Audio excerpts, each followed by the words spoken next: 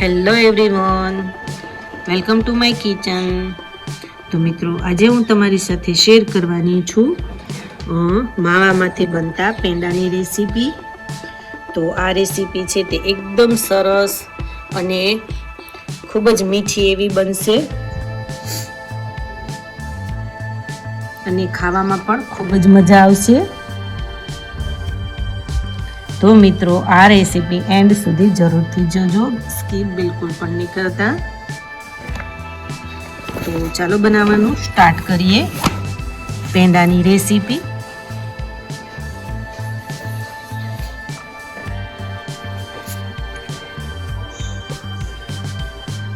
તમે જોઈ શકો છો કે મેં અહીંયા એકદમ સરસ એવો તૈયાર માવો લીધો છે. તો હવે આ માવાને આપણે ખમણી લઈશું, ખમણીના મદદથી. તો આ રીતના આપણે થોડો થોડો માવો લઈ અને ખમણી નાખશું.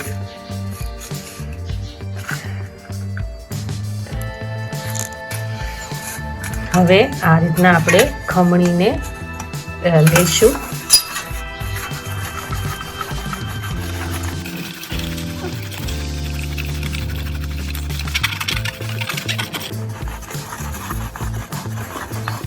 તો આ રીતના આપણે બધો જ માવાને ખમણી લઈશું.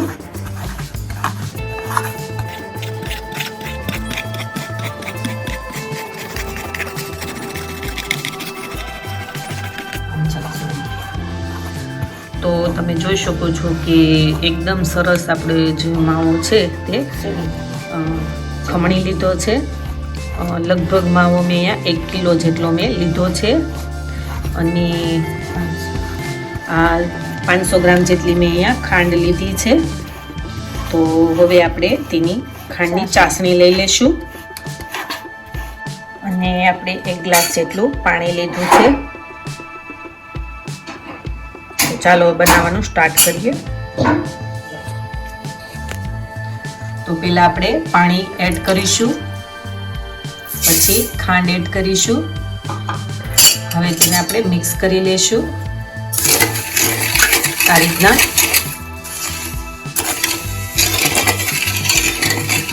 આપણી ચાસણી બહુ પાતળી પણ નહીં અને બહુ જાડી પણ નહીં, તે રીતના આપણે મીડિયમ સાઇઝની ચાસણી બનાવશું અને આ રીતના સતત હલાવતા રહીશું.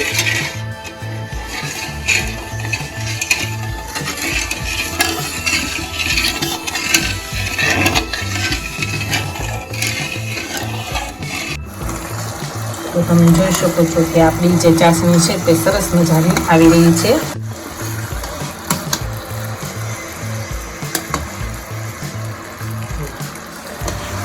તો તમે જોઈ શકો છો કે આપણો એ માવો છે તે એકદમ સરસ ખમણાઈ ગયો છે. તો હવે આપણે જે ચાસણી પણ આવી ગઈ છે તેમાં એડ કરી દઈશું. તો આપણી ચાસણી પણ એકદમ સરસ તમે જોઈ શકો છો કે આવી ગઈ છે. તો આ જે માવો આપણે લીધેલો છે તેમાં એડ કરી દઈશું.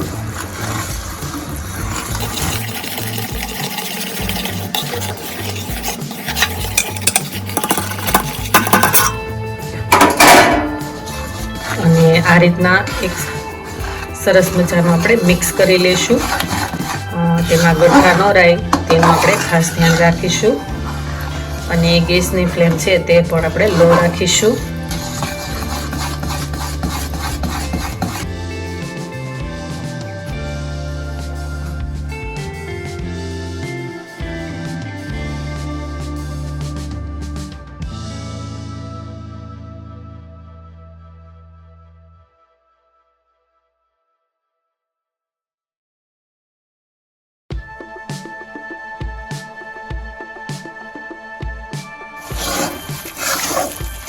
તો આપણો એકદમ સરસ પેંડા બનીને રેડી થઈ ગયા છે. તો ગેસ ઓફ કરી અને આપણે નીચે ઉતારી લઈશું. તો હવે જે આપણે આ જાયફળ લીધેલું છે ખમણેલું તે એડ કરી દઈશું.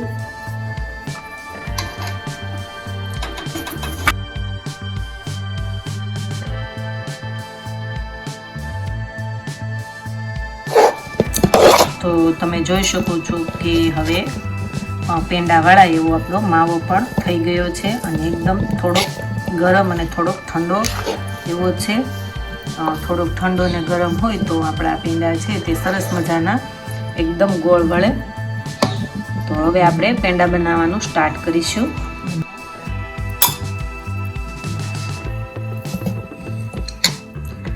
આમાં રાખો ને. તો આ રીતના આપણે નાનો એવો માવો લેશું અને આ રીતના મીડિયમ સાઈઝનો પેંડો વાળી લેશું.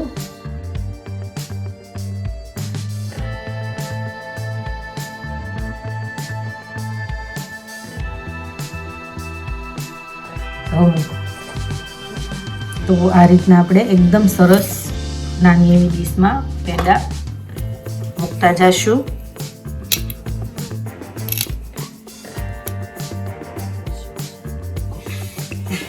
તો આપણા જે પેંડા છે તે એકદમ સરસ બની ગયા છે અને આપણે એક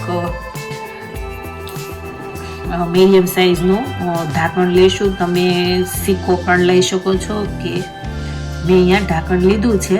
તેનાથી આ રીતના આપણે પેંડામાં થોડુંક પ્રેસ કરીશું જેથી કરીને આપણો પેંડાની સાઈઝ છે તે એકદમ સરસ બની જાય. આ રીતના આપણે બધા જ પેંડાને કરી લઈશું.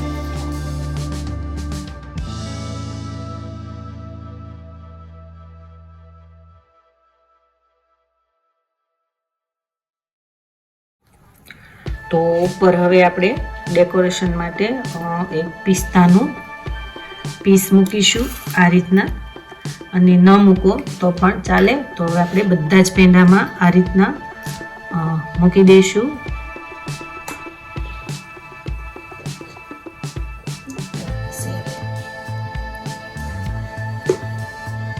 તો મિત્રો તમે જોઈ શકો છો કે આપણા પેંડાની રેસીપી એકદમ સરસ બનીને રેડી થઈ ગઈ છે.